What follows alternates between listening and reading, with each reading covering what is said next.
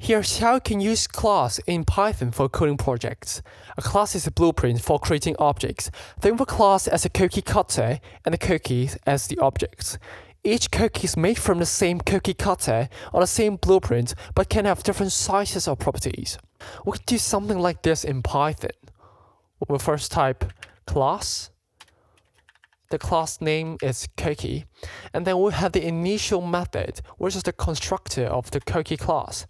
We type double underscore and then init double underscore, and then we'll first start with self.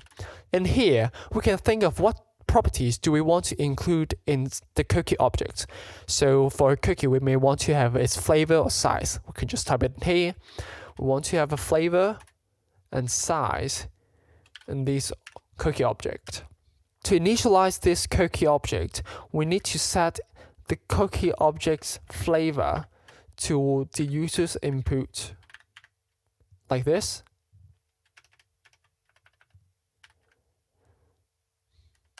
And then also we have the same measure with the size. Okay. Apart from the initialize method, we want to have the cookie to describe itself.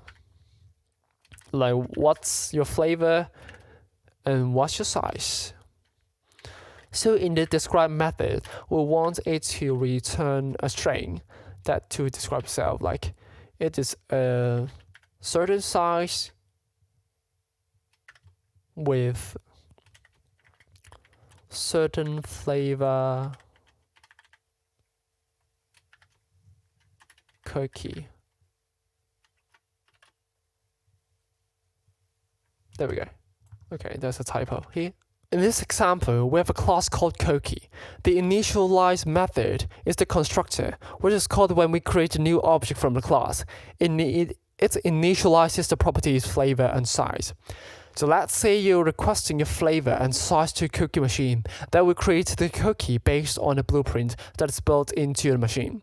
Now let's create some objects from our cookie class. We can create different cookies with different flavors and sizes. We can create a cookie called cookie1. Cookie1, which is a cookie object. What's its flavor? We want to have chocolate chip as a flavor, and then a size to be large. Size to be large, and then we want it to print it out to let it describe itself. To run the describe method, yeah, Shift Enter. Okay, cookie1 here, Shift Enter. It is a large chocolate chip cookie. So what we can do, we can see that first, in the string we can leave some space here. So to make the size and the flavor not to stick into each other, we'll run that again. There we go. It's much better and it's highly readable here. And then remember, when you're constructing the cookie itself, the order of the properties is important. In the initialize method, we first have the flavor and following by the size. And in here, when we are constructing cookie1, we need to first have its flavor, which is chocolate chip, and then followed by its size, which is large. The order is important. And that's it. We can try to create another cookie, which is named as cookie2. It is a cookie object, which has its flavor is oatmeal raisin. And then its size is medium, is a bit smaller than the cookie1. And then we want it to print, to run the describe method from cookie2. Shift Enter. There we go. Cookie2 is a medium oatmeal raisin cookie.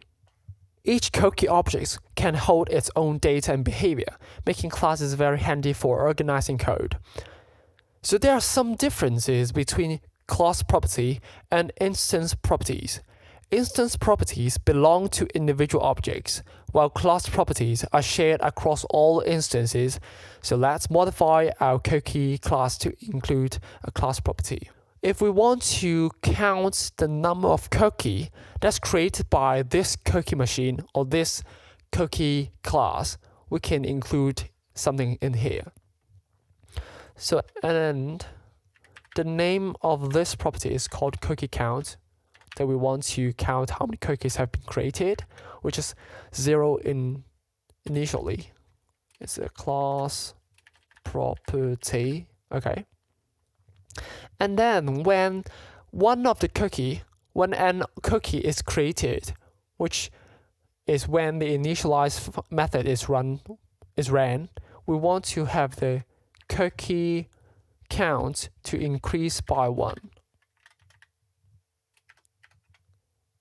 There we go. Shift enter, shift enter, shift enter. Here, we added a cookie count class property that keeps track of how many cookie instances have been created. Every time we create a new cookie, we increase this count. So because we have 2 cookies here, we can try to print and see how many cookies we have created. Print cookie.cookie count. Shift enter. There we go. Because when the cookie 1 is created, the cookie count will be increased by 1, and then when the cookie 2 is created, the cookie count will increase by 1 again. So in sum up, it will increase by 2. Then we have inherited the pathway feature of class. Inheritance allows one class. Then we have inherited a pathway feature of classes. Inheritance allows one class to inherit the property and methods of another class. We can create a vegan cookie for some vegan person.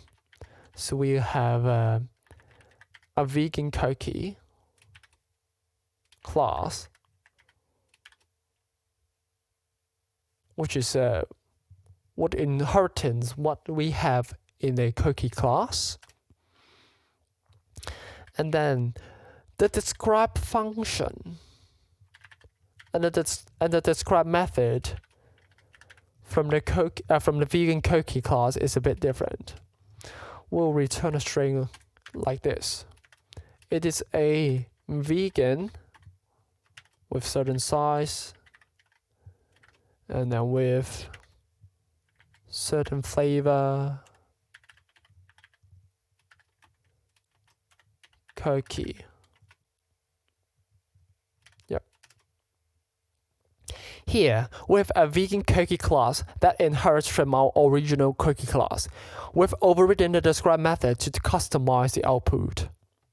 And now we can create a vegan cookie by typing is a vegan. The name of this object is called vegan cookie 1. And it's an object from the class vegan cookie. Its flavor is chocolate chip and it's a bit small, the size small, okay. And then we'll see what's the customized output from the vegan cookie describe method. Shift enter. Okay, vegan cookie 1, shift enter.